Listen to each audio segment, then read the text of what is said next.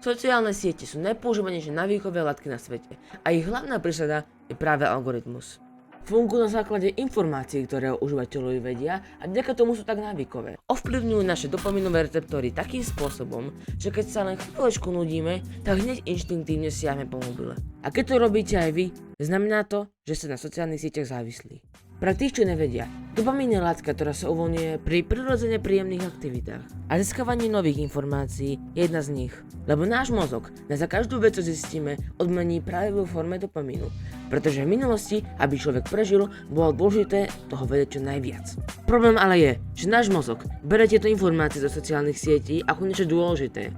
No a práve tieto informácie zaplňujú našu krátkodobú pamäť, ktorá sa na rozdiel od tej dlhodobej pamäte dokáže zaplniť. A keď sa tieto nové informácie ukladajú, tak si zapamätáme iba útržky daných informácií. To znamená, že sa budeme pamätať, že sme túto vec už niekde videli, ale nebudeme vedieť povedať akékoľvek podrobnosti.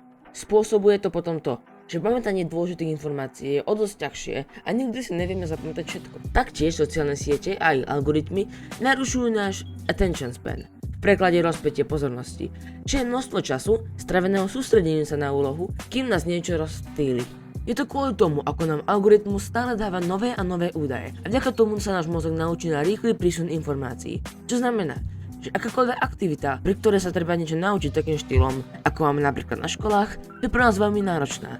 A obecne učenie sa z poznámok, prednášok alebo z hociakého textu je pre človeka závislého na algoritme sociálnych sietí veľmi namáhavé. Inak keď sa rozprávame o školách, tak na našom kanáli máme video o tom, či je škola na nič, takže sa potom tam videu choďte mrknúť. Aj napriek tomu, že na sociálne siete robia šťastným, tak výskumy ukazujú, že sme stále menej a menej šťastní a percenta depresie u mladých globálne rastú.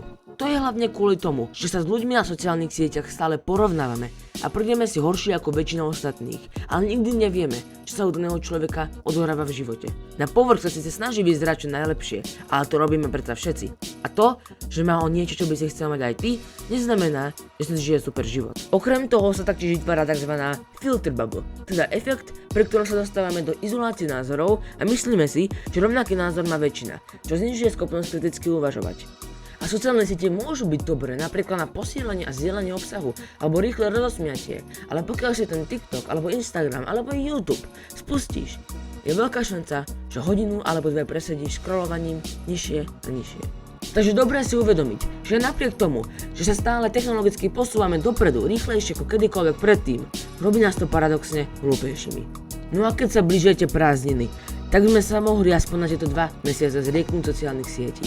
Minimálne keď začnete cítiť, že zase sa dostávate do situácie, že scrollujete ďalej a ďalej, pretože tam dole by mohlo byť niečo zaujímavé, tak to okamžite vypnite.